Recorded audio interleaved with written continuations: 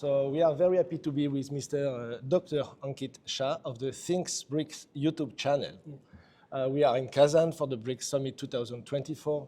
And I have the first question for you. Recently, the chairwoman of Russia Federation Council, Valentina Matviyenko, said that the upcoming US presidential election will not be the most important event of the year for the world community and will not determine the future course of history.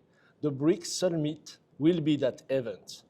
And we all heard Putin said that the GDP of the BRICS now is 37%, beyond the group of 7, 29%. So do you think that this BRICS summit is much more important than the US election for the future of the world? That's my first question. Yeah. So as long as been my understanding of how democracies function in the Western collective, I believe the companies, the large corporations have grown themselves to a position where the Western elections or elected leaders do not have that kind of weightage in the decision making like they used to in the previous century, which is why the BRICS summit is a more important event than the US election. So I do believe that this is going to be the true starting point of multipolarity in the world, where Kazan will be remembered as across the globe for being the starting point.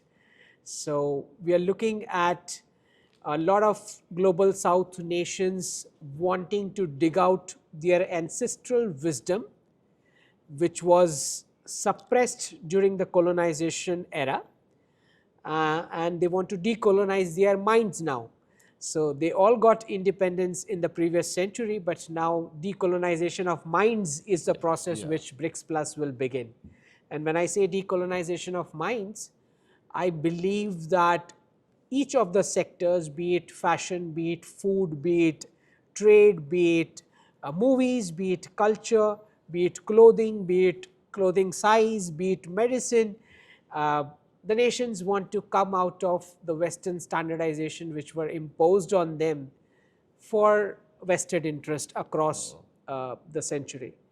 So this decolonization of minds is the process whereby each of the nations would want their own ancestral wisdom, defining the new standards for these sectors.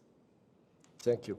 The second question, you know, Elgad Sepp-Larouche, the president of the Schiller Institute, organized every week an international peace coalition who gathered, you know, a lot of eminent personality from the world to discuss peace. And she said that we have to overcome geopolitics, to not have the bloc of NATO on one side and the bloc of the BRICS on the other side, because it will not avoid the potential danger of world war today, because we have a potential danger of world war because of the NATO, you know, policy in the world. Well, I'd like to take you to the geopolitical principle on which India functions. India is an odd one out story in terms of geopolitics. Our principles come from dharma, not from religion. So all those countries who define their geopolitics based on religion, they come from the Abrahamic thought process of othering, believers versus non-believers, which is why geopolitics has turned into two blocks. One they say is capitalist bloc, another what they say is communist bloc. At least that is what the labels they have put. India doesn't believe in bloc kind of a system, because in dharma, there is no differentiation that you can make between individuals. In religions, you have this tendency of commandments where you separate a treatment based on believers versus non-believers. So our geopolitics do not follow this principle, which is why the Western collective is always confused why India is joining BRICS and SCO. And they keep on wondering why it's not working, why India is not coming to their side. Similarly, the Chinese nation consistently becomes confused why India always goes in Quad as well, and the Western collective also they go and sit. So it's a Hindu dharmic foundation which says that we are going to maintain our strategic autonomy. We are not going to play this groupism thing. And we do believe that India can become the bridge between the East and West for the exact same reason. Okay? So this is the country. This is the country which holds more gold than the entire central banks of the world put together. So we are holding the real currency, so to speak. Okay. This is the country which is the last one which has the youngest population in the world. The Americans have aged, the Russians have aged, the Europeans have aged, the Chinese have aged, the Japanese have aged, and Koreans have also aged. So what do you think, who's going to take care of the aged people? And where will the aged people park their money? Right?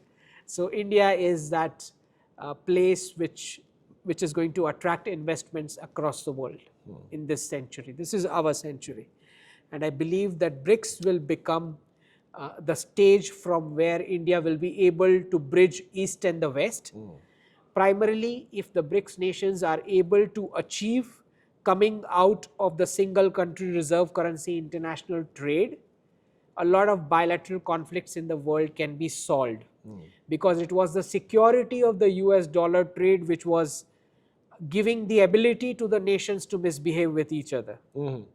Okay, once you are tied up with national currencies trade, your window of misbehaving with each other reduces. Yeah, it was my last question, because we have, which is critical in the world, is the total collapse of the Western economy with quadrillion in speculative assets, and we all know that the big debate around the world today is de-dollarization of the world economy with a new SWIFT system, a new national currency exchange system.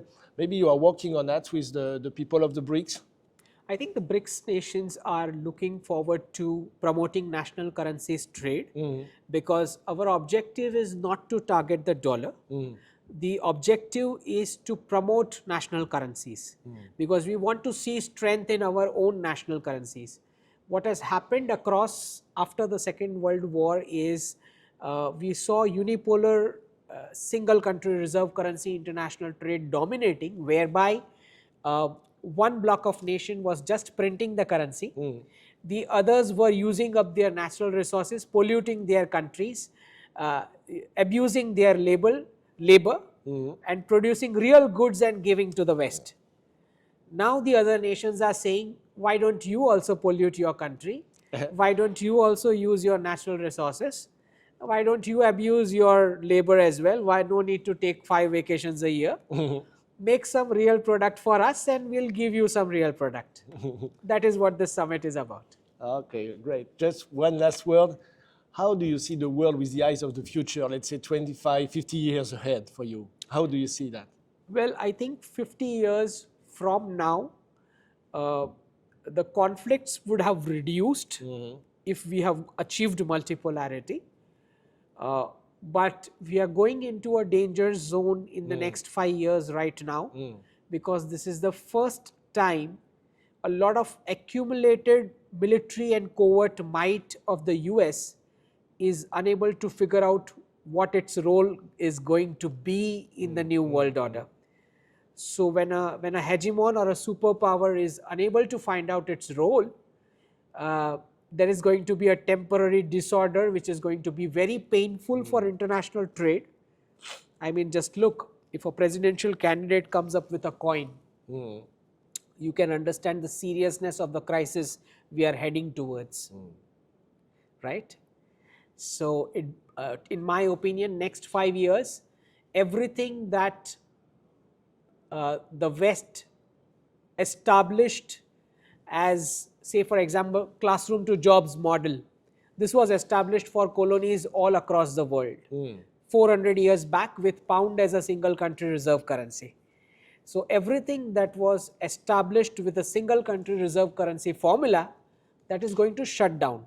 So I am predicting a complete wrap up of the Western banking system, a complete wrap up of the IT sector in the West, a complete wrap up of consulting sector in the West, and finally the education sector would be asked, why are you plugging humans between 4 walls for 15 long years when there are no jobs? So the last sector to fall is the education sector. And with that, the 400-year cycle of which began with pound as a single country reserve currency closes with that. Okay. Thank you very much, Doctor. Thank you. Yeah.